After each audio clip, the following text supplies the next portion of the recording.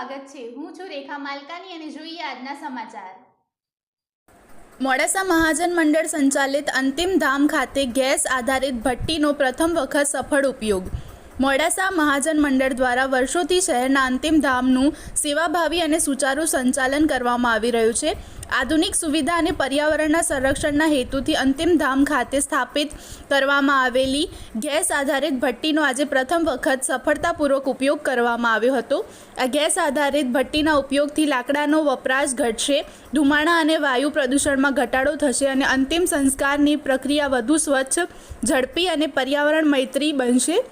શહેર તેમજ આસપાસના વિસ્તારમાં નાગરિકોને આ સુવિધાનો લાભ મળશે।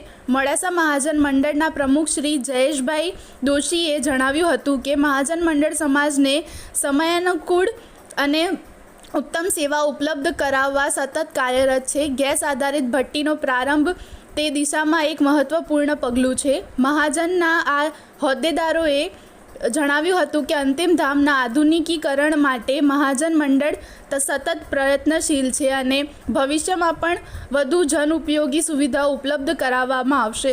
આ પ્રસંગે મહાજન મંડળના હોદ્દેદારો, કારોબારી સભ્યો, દાતાશ્રીઓ અને સમાજના આગેવાનો ઉપસ્થિત રહ્યા હતા।